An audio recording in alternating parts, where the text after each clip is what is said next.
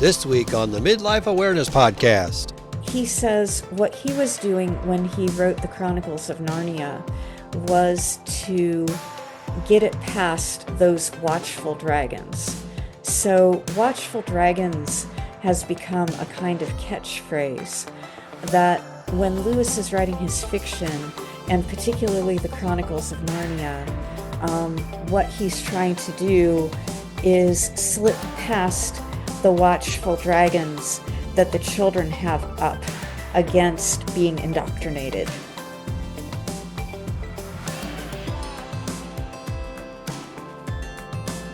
Welcome back to the Midlife Awareness Podcast. Thank you for joining us tonight, and we welcome back Leslie Baynes, Associate Professor of New Testament and Second Temple Judaism at the Missouri State University. Our favorite bear is here tonight. So, Leslie, welcome, and thank you for coming back on tonight. Well, thank you for having me. It's wonderful to be back, talk to you again. So, Leslie did a big thing here lately. She has written a book. The title of the book is called Between Interpretation and Imagination, and it's a story on C.S. Lewis, the background of C.S. Lewis and C.S. Lewis's life, and just the meaning of C.S. Lewis. And it was a very well written book. I really enjoyed it. Leslie, one of the things that I enjoyed most about the book is this book just doesn't analyze Lewis, in my opinion. It follows him on a journey from confidence through tension into imagination and back again with a deeper, humbler truth. And I can imagine, and we'll get into more of the book here in just a second, but I can imagine this book was kind of hard to write. I have to admit on the outset here, to you and to everybody involved, I didn't really get C.S. Lewis. I grew up in the Midwest, obviously here, and I grew up very evangelical. I grew up with the literal interpretation of the Bible. Well, English literal, English literal, not Greek or Hebrew or anything like that. But so, and I just didn't get the connection between the fundamentalists and the evangelicals and C.S. Lewis. When I first went through the Chronicles of Narnia years ago, probably 20 years or so ago, I just didn't understand the connection. Quite honestly, I didn't get through the Lion, the Witch, and the Wardrobe because I just thought I didn't understand the connection on what they were talking about, you know. And as I've evolved, I don't have that literal interpretation anymore. I see more of a metaphorical lens through the Bible. And when you approached me with this book, I actually went back and went through all of his Chronicles of Narnia. And I actually get him a little bit better now. Good. And I understand what he was trying to do. And as a matter of fact, I have a deeper appreciation for C.S. Lewis because in a lot of his writing, in my opinion, I think he does something that really is kind of astonishing to me because he actually puts evangelicals in their place on how they look at the Bible, on how they interpret the Bible, and but yet evangelicals love him. And I just, again, I don't understand that correlation, but oh well, here we are. So basically, let's start off with that relationship. Okay. Um, C.S. Lewis is everywhere now that I'm into it. He's in churches, he's in apologetics. Narnia obviously is his biggest thing. Um, but we often flatten him. So the first question out of the gate is, before you wrote this book, in your opinion, how was Lewis usually positioned, um, especially in the biblical studies, and what you felt incomplete or distorted about that picture? And I'm mainly talking about the he doesn't fall under fundamentalism, and we're going to get into this later too. He flatly denies fundamentalism. If if I'm reading it correctly. You are reading it correctly. So he flatly denies fundamentalism, yet fundamentalists and evangelicals love him. But yet on the other end, he doesn't have that great of a relationship with the scholars either. And so, can you kind of go through that dynamic there? Yeah, well, he was a scholar of English literature, and he has a good reputation, as far as I know, among scholars of English literature and did in his lifetime. Again, I'm not a scholar of English literature. I like reading English literature, but I'm not a scholar of it. But when it comes to theology and biblical studies, which are two related, but in the end, distinct fields, um, among academic scholars of those two fields, he does not have a very good reputation because well, he was a gifted amateur. He just didn't know a lot of really basic things that experts in both of those fields know. And he was never shy about saying that. He would always say, I am not a theologian. I am not a biblical scholar. I am an amateur. I leave this up to the opinions of people who know more than I do. And most of the time, he's completely serious about that. There is one time when he is not.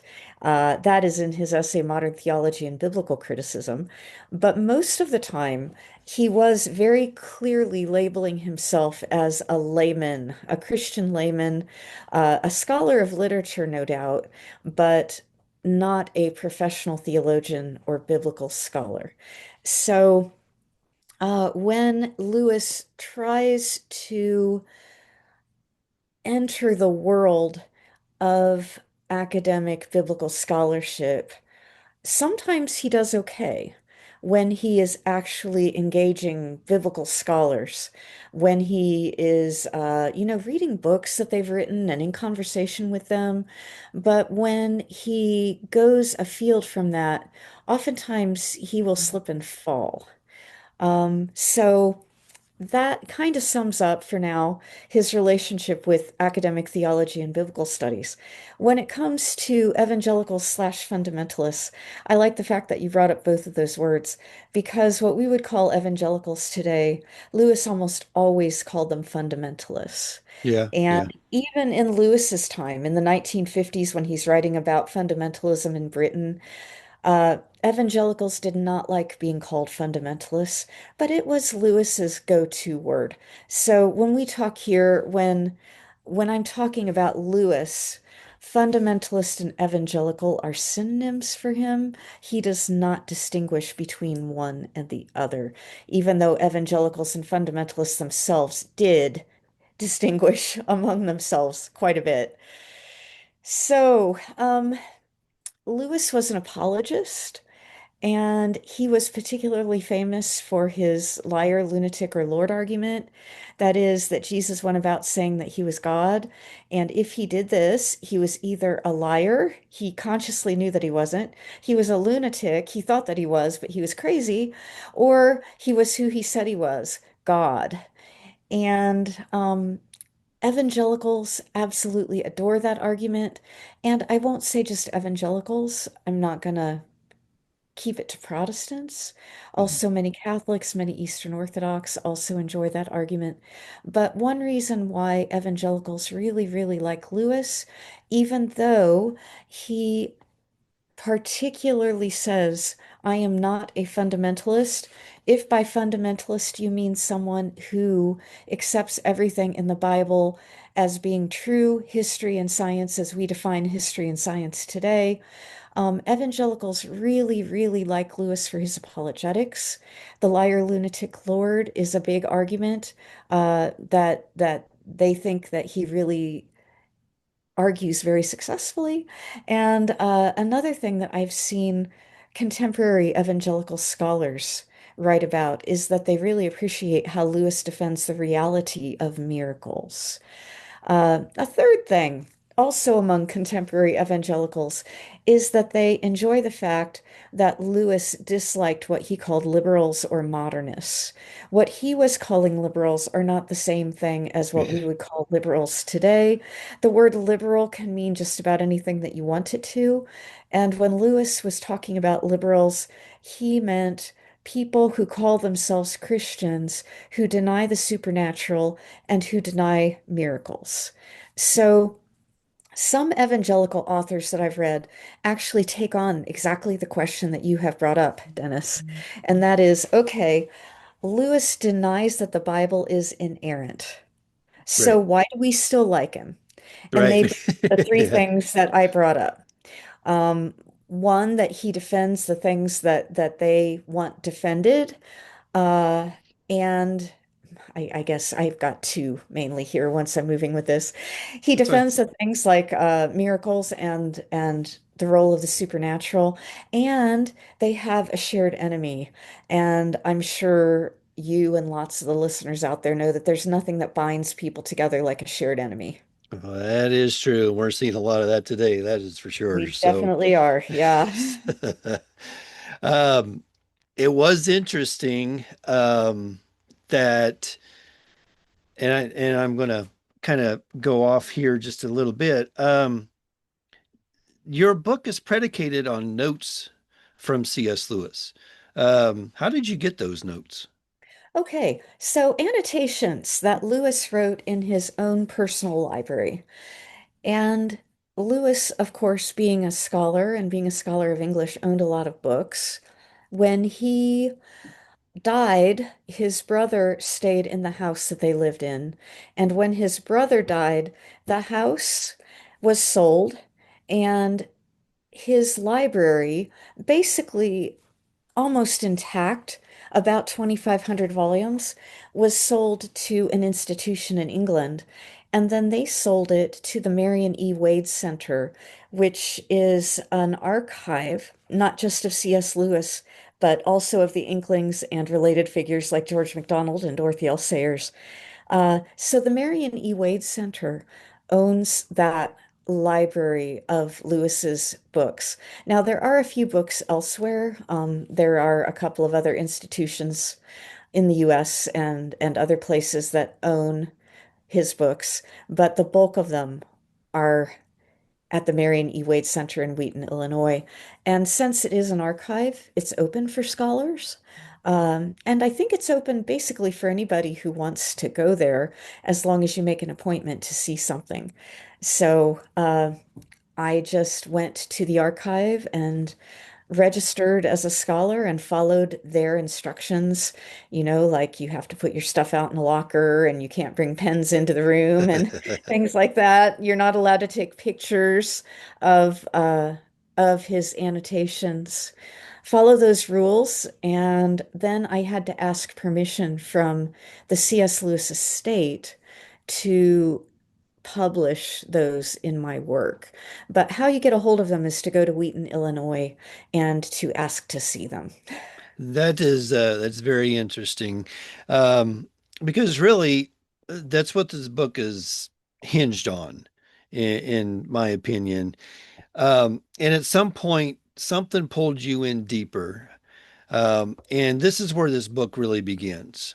Um, so, was there a specific moment, like a note in the margin, or maybe a phrase or something he underlined, where you realized that this just couldn't be another Lewis and theology book? Yes, there absolutely was. And it didn't really have to do with a specific thing that he underlined or wrote, though I put a pin in that and I'll come back to it. Okay. This is an important point, but it's not as important as what I'm about to say. So, yeah, I had in mind not the same old about Lewis and the Bible because I'm a biblical scholar. And there have been hardly any biblical scholars who have published on Lewis and the Bible. So I thought I could give a new perspective. But what really opened up this book for me, uh, what really opened up the writing process and made me realize that I absolutely had something new original and important to add to C.S. Lewis studies was looking at his library in general. Because what I did, I looked at all of the books that he owned that had something to do with the Bible. And I realized that he had a whole bunch of books written and edited by a man named Charles Gore. And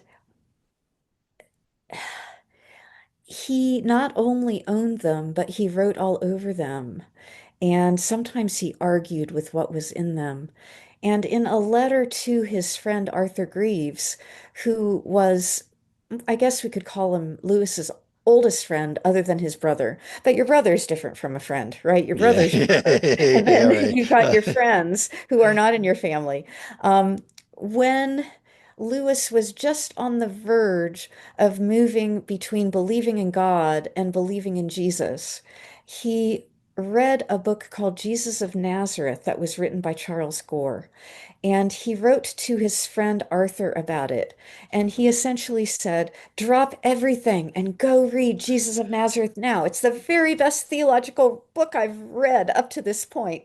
So I was really interested in getting my hands on Jesus of Nazareth and seeing what Lewis did with it. Uh, and Lewis owned, like I said, other books by Charles Gore. And when I read Charles Gore, I realized that nobody else had ever written about that Lewis's views on the Bible were heavily influenced by what Charles Gore wrote about the Bible. And since we know that Lewis read Gore at the beginning of his adult Christian life, it makes sense. He read Gore at a time when he was very open to influence, and Gore influenced him. So I was just kind of stunned by this realization. I was like, no one has seen this before. Oh, Uh, wow. That's got to be cool. it was really fun. That Back was to it. your question about evangelicals and their kind of give and take. That's not the right phrase. Their not love hate either, but kind of love puzzlement relationship with Lewis. Their cafeteria style picking and choosing. Yes, we like this of Lewis. No, we're going to reject that. Um, and some of the authors whom I read who were talking about Lewis and the Bible, who themselves were very conservative evangelicals who were inerrantists. You don't have to be inerrantist if you're an evangelical. Mhm. There are lots of evangelicals who are not inerrantists. But for those modern authors, the ones who are alive today, who are evangelical inerrantists writing on Lewis and the Bible, one of the things that they would say, several of them, is that Lewis never had the opportunity to get the education in the Bible that he should have had. If he had had the correct education on the Bible, he would have obviously chosen to be an inerrantist. So, what I found in his library was a copy of uh, his one of the books of Coleridge. Coleridge, of course, is famous for his poetry, and Lewis, as a scholar of English literature and a poet, would have read him. But Coleridge was also something of a philosopher and was really interested in the Bible. And in a very thick book of Coleridge's writing that has survived in Lewis's library, Lewis wrote all over the section that Coleridge wrote about the Bible, where Coleridge argues that there is absolutely no way that the Bible can be inerrant. And in the index of this book, Lewis cross-referenced all of the arguments that Coleridge made against inerrancy. Coleridge actually called inerrancy bibliolatry, which means worship of the Bible. So there is an entry for bibliolatry in the index and one on inerrancy argued against. And Lewis cross-referenced all of these and marked it all up. So Lewis actually was, at some point in his life, really interested in this topic. And it seems looked at what Coleridge had to say about it and his arguments. And by the way, Gore also was not an inerrantist. Gore was an Anglican priest and was actually the Bishop of Oxford for a short time. And he argued strenuously against inerrancy. So Lewis was an Anglican Christian himself, and the person it seems who most highly influenced his views of the Bible at a very formative stage of his life was not an inerrantist. And this great poet actually comes up with really good, cogent arguments against the inerrancy of the Bible. So those contemporary evangelical authors who say Lewis never had the education on the Bible that he needed are just plain wrong. Yeah. Yeah. I think you took some risks um, in writing the book.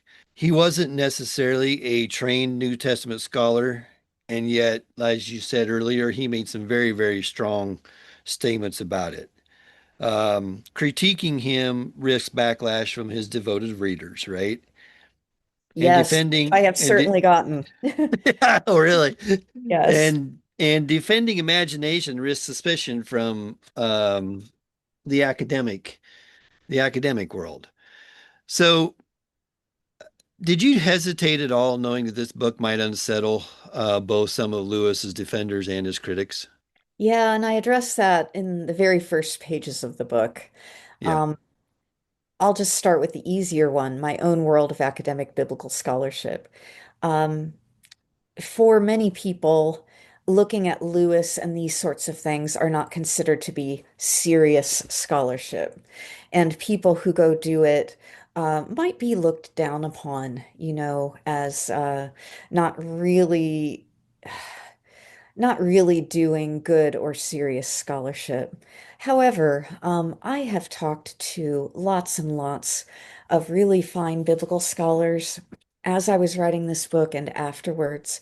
And well, I used to run into this attitude maybe 10 or 20 years ago. I have not run into it at all. Maybe they're just being polite, but I think I can see, when someone is being polite but insincere and when they are really Yeah. meaning it. I think biblical scholars who have read parts of this book or who have read the book do think that it is worth doing. And looking at people like Lewis and his reception is also worth doing. So I've been pleased with that. Now, on the other side, I knew that I would get some backlash from Lewis fans when I'm critiquing Lewis, because anyone who critiques Lewis has gotten backlash. But even with that, I've been mildly surprised at how inane some of the backlash is. Um, the people in the conservative evangelical world who have critiqued my critique of Lewis are not biblical scholars, and frankly, they just don't know what they're talking about. There you go. I'm There sorry to you say that. don't be sorry. If they were sitting here in front of me, I'd be a lot more polite. Uh, because I'm sure the people who have critiqued what I said about Lewis's mistakes with biblical scholarship are fine human beings, and I would want to have a good conversation with them. But the bottom line is they do not understand the very basic notions that the critique is resting on. It's not that they're biblical scholars. You don't have to be a biblical scholar to understand the basic foundations of my critique. I said before they're not biblical scholars. Lewis isn't a biblical scholar either, and Right. sometimes he gets his biblical scholarship right, and other times he does not. But the thing is, they have preconceived notions about what the Bible should be and how the Bible should be read. And anything that might put that into question is obviously very threatening to them. So they're going to come out against what I've written in various ways. And you Uh, could feel that tension in the book, I mean, in the writing of it. In my opinion, I think the book was very sympathetic, but it wasn't a real protective either. And we're going to go through some of the critique you have because you were pretty harsh on him in a couple of areas. Um, I tried not to and be harsh, well, but I harsh in was a good way, in pointed. a polite way. Yes, okay. That's a better word. You were pointed on it. So, do you think that tension shaped the tone of the book? Oh, yeah, absolutely. One of the really major challenges in writing a book like this is that I'm simultaneously writing to two very different audiences. As a biblical scholar, I am writing as a biblical scholar. So that's my field. And I would like biblical scholars to read this book. On the other hand, I'm writing for scholars of Lewis and general readers of Lewis. And I need to explain really basic biblical scholarship terms and ideas and things like that to them. So at some points, I'm explaining Lewis to biblical scholars, and at other points, I'm explaining biblical scholarship to Lewis readers. And I understood by the time this book was finished why more books like this haven't been written, because you're walking a tightrope. Yeah, yeah, And just one small thing, and you fall off, right? yeah, yeah. You had mentioned earlier a lot of his influences. You talked about Gore, George MacDonald, Austin Farrar, James Moffat. Which of those influence do you think most shaped his trust and imagination in a legitimate way of engaging with scripture? Of all of those, I would have to say George MacDonald. I do not do much with George MacDonald in the book, and frankly, that is a deficiency. If I get a chance to put the book into a second edition, I will definitely do more with George MacDonald in the book. The reason why I didn't is because, frankly, I just didn't see the connections with Lewis and MacDonald on biblical scholarship until very late in the process of writing the book. Now, of course, anyone who knows Lewis at all knows that George MacDonald is a huge influence on Lewis and his conversion. Lewis calls MacDonald his master. MacDonald's book Fantastes baptized Lewis's imagination, but I didn't see the connections between what George MacDonald said and did with the Bible until it was almost too late. So I only put a few things in the book, but Lewis started reading MacDonald when he was so young. Hmm. And MacDonald was such a prolific writer. And MacDonald wrote about the Bible a lot. Right. So MacDonald is also a contemporary of Charles Gore. And MacDonald is probably reading some of the stuff that Gore wrote. Yeah. So there's a lot of interpenetration here going on. Um, So Gore, so far as I know, did not write any fiction or poetry. MacDonald, of course, wrote lots of fiction, not only fiction, but fantasy. And by reading MacDonald's theological fantasies, as well as what MacDonald wrote on the Bible, I would say that that probably gave Lewis a lot of inspiration. We talk a lot about, I said at the very outset that I've gotten more into the myth and the metaphor. I'm doing a lot of studying on it lately, and it's really interesting how this opportunity came up at this time. Um, so going through C.S. Lewis then in a lot of the back study for this episode, Lewis makes, in my opinion, a bunch of threshold moment statements. We've gone through some of them earlier. I am not a fundamentalist. He flatly denies it. I am no higher critic. Imagination is the organ of meaning. So, is the heart of your title Lewis realizing that he belongs fully to neither strict interpretation nor pure imagination, but somewhere in between those? Now, I have to say, the title was not my choice. And for me, I did not delve into the idea of imagination for Lewis. That has been done by other authors. For me, imagination was kind of a placeholder for Lewis as a scholar of English and a poet. Uh, so the title that the book ended up with, like I said, it was not my choice.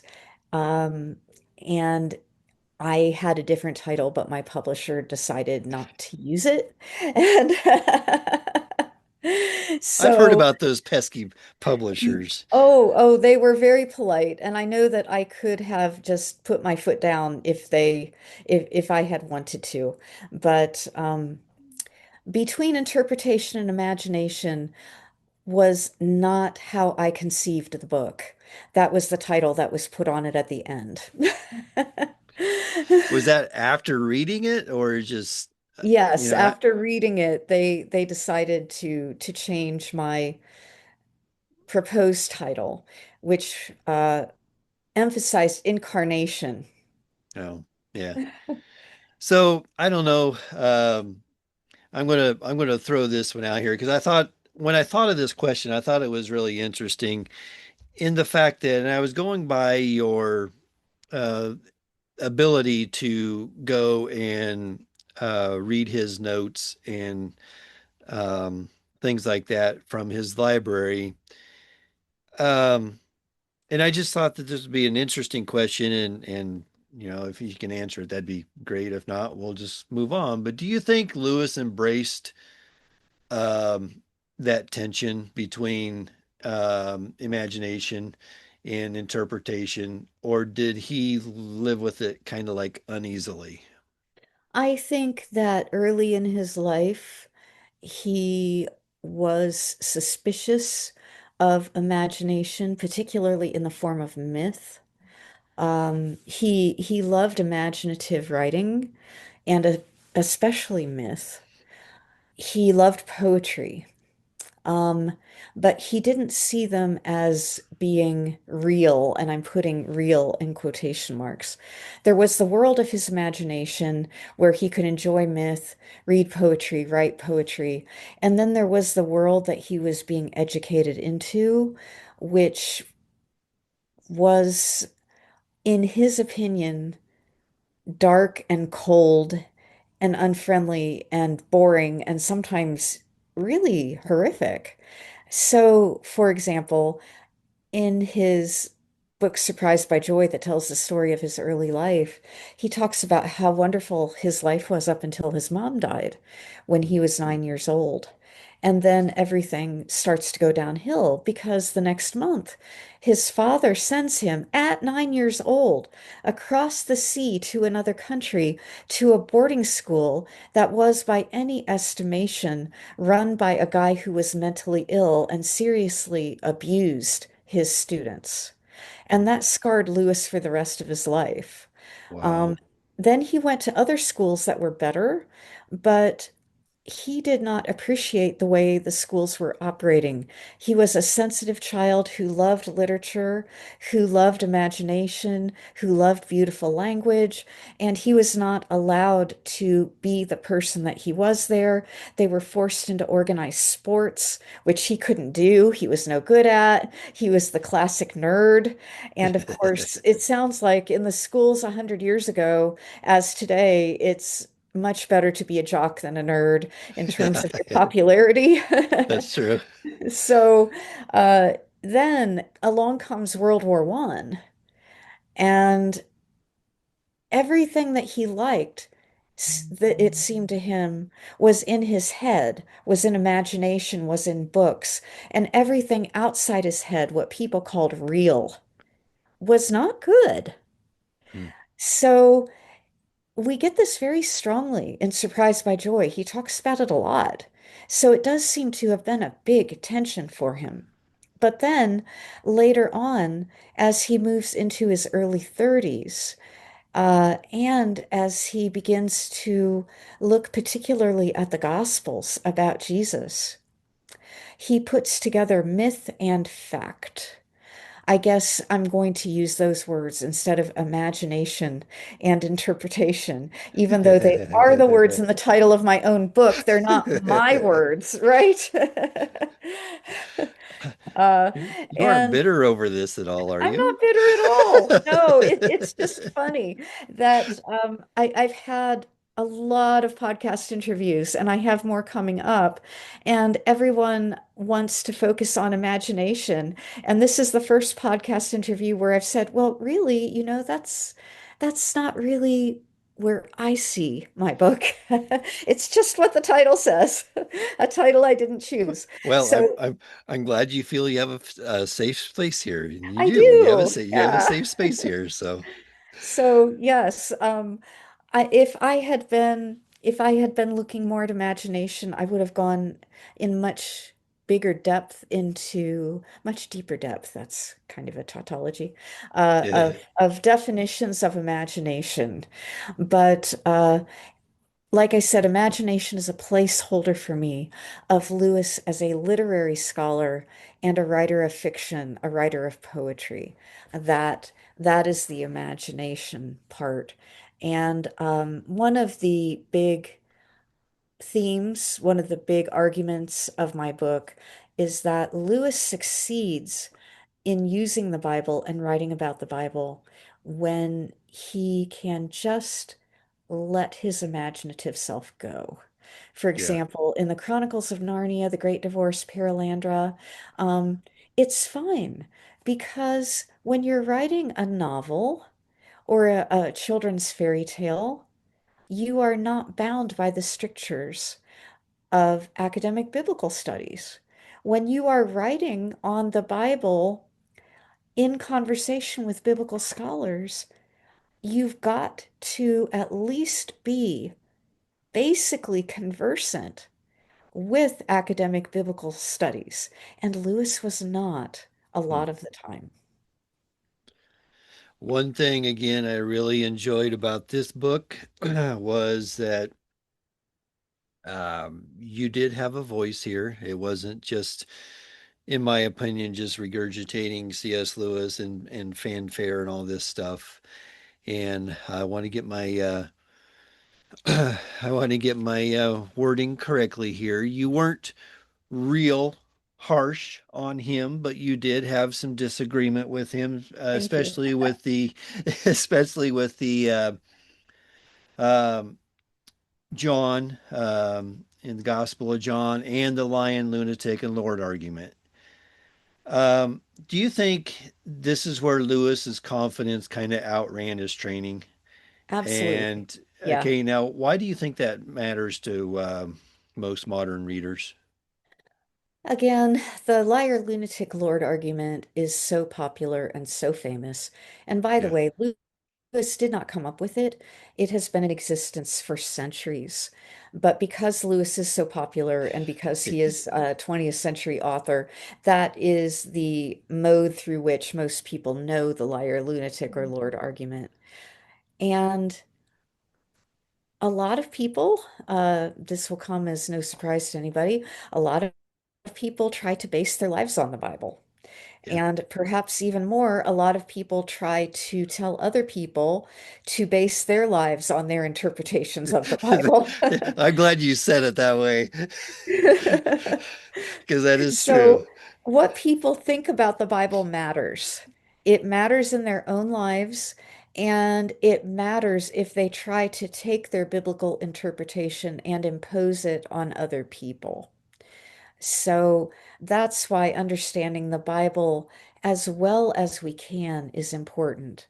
I did not use the word correctly because the Bible's a very big, complex book, and I don't think anybody, very much including me, nobody knows how to understand or interpret everything in the Bible correctly. And there can be many correct ways to interpret the Bible, and there can be some ways of interpreting the Bible that are not healthy for human flourishing. I'll put it that way. So I'm not saying that there is one correct way to interpret the Bible. It's my way and everybody else is wrong. That's essentially fundamentalism, right? Again, Leslie, you have a safe space here, so you Okay, can yeah. say whatever you want to say. So there are lots of good ways to interpret the Bible. Um, and Lewis's version of the liar, lunatic, Lord argument, in my opinion, um, is not one of them. Hmm. So this is where I think the book, in my opinion, kind of surprised me the most. You suggest that Lewis does some of his best biblical work, not in his net essays, but in the books of Narnia. Do you think Lewis trusted story more than the exposition when it came to forming his faith? Absolutely. And he says that flat out in letters that he sends to his friend Arthur Greaves in September through January of 1931 to 1932. Lewis became a theist, someone who believes in God, but not necessarily that Jesus is Son of God, sometime in mid 1930. Seems to be around June of 1930. Wow. And then he, quote unquote, becomes a Christian, again, which he defines as someone who believes that Jesus is God, in September of 1931. And after in September of 1931 and afterwards, a few months following, he writes these letters to Arthur Greaves where he talks about myth versus fact, story versus doctrine. And he tells Greaves that story is always better than doctrine because God doesn't speak to humanity in doctrine. God speaks to humanity in story. And by story, what Lewis means is Jesus's incarnation, crucifixion, and resurrection from the dead. Along with that, then, is Narnia then less about explaining Christianity and more about preparing the imagination to recognize it? Yeah, I would not say that the Chronicles of Narnia explain Christianity. I don't think Lewis would. He wouldn't like that at all. He talked about various ways that he conceived the Chronicles of Narnia, or at least the first one, The Lion, the Witch, and the Wardrobe. He talks about it in varying ways. They all kind of come back to the same thing. He says that I never sat down and said, "Hey, let me write a book about Christianity for children." Um, he said it began with a picture. I saw a picture in my head of a fawn walking with an umbrella carrying packages in a snowy wood. And then I needed to make a story about it. Then I saw a picture of a great lion, and the story came together. So at one point in one of the chronicles, Aslan the lion tells Lucy, who is, we may call her a main figure in the book, no doubt. Yeah, She's yeah, definitely the yeah, main character in The Lion, the Witch, and the Wardrobe. yeah. Um, tells Lucy that she needs to go and discover who he is in her own world. And I think that might sum up perhaps what Lewis eventually got to with the Chronicles of Narnia. He didn't start there. But eventually he's like, okay, you like this story? Now go out in your own world, outside the book, and find it there. Again, I had trouble with Lewis early on, so it's like I didn't get it, and it took me a minute. And again, it just gets back to this whole idea. Is like I don't understand the connection between fundamentalists and evangelicals and Lewis. I just don't. Can I But ask I you a also question? sure, absolutely. So I'm you scared tried here, to but read go the ahead. Chronicles. Oh, sure. You tried to read the Chronicles of Narnia when you were a kid, is that correct? I was older. I was maybe in my mid 20s. Oh, Yeah, okay. yeah. So you were not given them, your No, family did not give them to you, saying, read this. no. Okay. My thing was, and I didn't actually start out for reading the books. My thing was is when I got into my mid 20s, and that's when the movies started coming out. And so I started watching the movie, The Lion, the Witch, and the Wardrobe, because I was hearing so many people, just going gaga over it. And it's like I just I didn't get it. Um, and I don't even think I got to the part where Aslan was killed on the rock or slat or whatever it was. That was supposedly to depict the picture of, Christ. Right. So, so yeah, I just didn't get it. But then again, this whole situation here and the opportunity here also led me to go back and just kind of go back through and look at the different periods over my life. And to me, it was almost like the beginning of the evangelical subculture of, you know, money, media, and all that. And so I don't know if that that may be a stretch, but it was just almost like evangelicals clinging to something because you couldn't go to Hollywood for it. There was nothing. So, you know, um, I can see where the appeal for C.S. Lewis was. Um, but that gets me also then to uh, the last book, The Last Battle, and which I thought was just to me it was an amazing book, and how a lot of people, especially in the evangelical realm, depict the last battle as, um, I guess you could say, the end times or whatever. But when C.S. Lewis is talking about it, he's not necessarily talking about us going somewhere else, right? We're supposed to go inward. He kept saying inward and upward and um, Further up and further in. further up. Thank you. Further up and further in, and how as we go deeper, our the world opens up. Okay, so it's again, it's kind of like the reverse.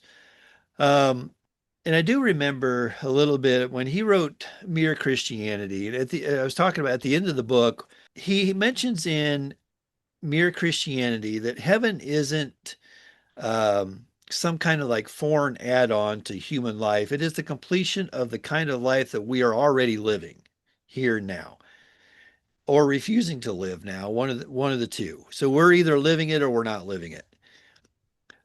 So is Lewis's imagination here to say what doctrine cannot say without triggering any resistance? Yes, if I'm understanding you correctly. He wrote this piece for the New York Times in 1956, and it coincided with the release of The Last Battle, which was the last book in the Chronicles of Narnia. Yeah, So yeah, that's why the New York Times is publishing it, because Lewis is wrapping up the Chronicles of Narnia with the seventh book. yeah. And he actively attacks the idea that he wrote the Chronicles of Narnia as a way to indoctrinate children into Christianity. So, one of the things that he does is he says, if you try to make kids uh, feel pious is the word he uses. If you try to inflict piety on them, for most children, what it will do is produce the opposite. They'll rebel and they'll rebel against all of the religious instruction that you're trying to put on them and making them feel like they should feel pious and they should feel godly and they should feel spiritual.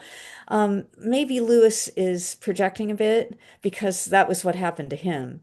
But he says what he was doing when he wrote the Chronicles of Narnia was to get it past those watchful dragons. So, watchful dragons has become a kind of catchphrase that when Lewis is writing his fiction, and particularly the Chronicles of Narnia, what he's trying to do is slip past the watchful dragons that the children have up against being indoctrinated, right? Yeah. Against having religion forced on them, by telling it in what I think are really engaging stories. Yeah. I love the Chronicles of Narnia from the first time I read them when I was 9 or 10 years old. And as I said in the book, I was raised in a nominally Catholic home, but we didn't even go to church. Uh, and I did not know much about religion. I didn't know much about the Bible. When I read The Lion, the Witch, and the Wardrobe, I saw that Aslan being killed was like the crucifixion of Jesus, and Aslan coming to life again was like the resurrection of Jesus. And I was fine with that. Mhm. The rest of the story was great. You know, it wasn't a religion teacher, and I had those. Even though our family didn't practice, I had to get the sacraments, especially confirmation. And I think I was probably confirmed around the time that I read the Chronicles of Narnia because I was confirmed when I was 9 or 10 years old. Today in the Catholic Church, uh, many kids are confirmed when they're like 14 or 15, but I was 9 or 10. And I really hated going to religious instruction for confirmation, but I loved reading the Chronicles of Narnia. So that's exactly what Lewis was talking about. I don't think anybody, whether they're a child or an adult, wants to be forced to feel a certain way or to Right. conform to what someone else says is good for them, right? Yeah. Yeah, for sure. For sure. Which I think we keep coming back because I'm still kind of amazed at Lewis and the complexity of it. And this led me to this question. What do you think readers actually gain if we just stop forcing Lewis into camps and let him remain unresolved? Well, what we get is the real Lewis instead of some caricature that one group or another is making of him. So, uh, with my own background and context, to me, the inerrantist is going to be the other. Not that they're an enemy of any sort or anything. Right. I know and love many biblical inerrantists, but what they are trying to do is sometimes make Lewis into someone that they can accept in spite of what he believed about the historicity of the Bible. Then we get some Lewis fans whom I have encountered in various ways here in the last few months since the book came out, who are extremely offended if you say that Lewis can make any mistake at all. Yeah. Seriously, there was a Yeah. review that almost literally said, I would have to check it to get its exact words, that almost literally said, Lewis had a photographic memory, therefore he can't make mistakes. So if Holy you say cow. he makes mistakes, you're wrong, not him. Oh, wow. Yeah. Wow. That's just how he would have despised that. It's just beyond almost beyond belief, unless I could show you the piece where this is in. Wow. And there are other people like him. There has been kind of an informal process, and this is really funny among evangelical Protestants, to canonize Lewis and make him into a saint. Oh, my word. And what happens when famous people die, whether they are religious or not religious, is that their real humanity and complexity fades away into the past, and people just remember and hold what they want to about that person. Yeah. So if we look at Lewis, warts and all, what we're seeing is more of the real Lewis. Of course, we're not going to see the real Lewis. I He died before I was born. I'm never going to know who he is. Right. But we will see more of him and more truly if we allow him to be fallible than if we Right. try to make him someone who cannot make a mistake because he had a photographic memory. Yeah, that's going down a rabbit hole there too. It seems like it's pretty easy for evangelicals to canonize people. So, but The same um, thing happens in Roman Catholicism and Eastern Orthodoxy. It is not something that is specific to evangelicals or to okay. Protestants. Well, And well, even secular people do this to their own heroes, well, right? that is true. That is true. That is true. So I think we'll end it here. Um, but again, the book was amazing. Thank you. Thank Now, you. it it's a scholarly book. So there's very tedious notations and all that stuff in it. So it does take a little bit You of can work, I ignore think. all the footnotes if you want. You don't have to read a single one. So it might take a little bit of work for some people to get through it, but for the most part, it was, it's very clear. So if there's one thing that you walk away from between interpretation and imagination with only one shift that you hope people do when they read the Bible, what is that? What's that hope? Okay, that is a really great question. And I think that the best thing that one can take out of Lewis's biblical interpretation is that he followed Saint Augustine of Hippo. Saint Augustine died in the year 430. He's a hugely influential Christian. Lewis read a lot of his work. Um, and I don't know that Lewis ever read this particular thing that I'm about to say from Augustine, but he certainly wrote about it and lived it. And that is, if you're reading the Bible and what you're reading encourages love of God and neighbor, take it literally. If what you are That's good. reading in the Bible does not tend to make you love God and love your neighbor, do not take it literally. Reinterpret it symbolically so that it does lead to love of God and neighbor. Well, that's a good way to end it right there. So, thank you again so much for joining us. Go ahead at this point and just tell people where they can get the book, any other type of work that you are working on, and just anything else you want to sum up at this time. Okay, thanks. So you can buy the book anywhere you buy books online. Uh, the book is published by Erdman's, and you can buy it there. You can buy it at all of your favorite booksellers online. I don't know which bookstores carry it in person, but it's really easy to get it online. You can get it as an ebook or you can get it as a hard copy. Um, if you would like to speak to me about the book, um, Careful. yeah, I know. I've I've got probably my biggest presence on Facebook, and you can also find me on LinkedIn. It's pretty easy to look me up on LinkedIn, and you can message me there if you like, if you want to engage in any kind of conversation.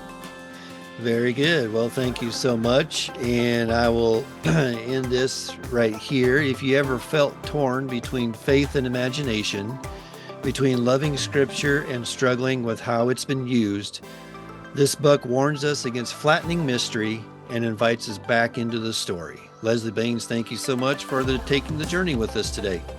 Thank you so much, Dennis, for reading the book and for asking me to speak with you about it.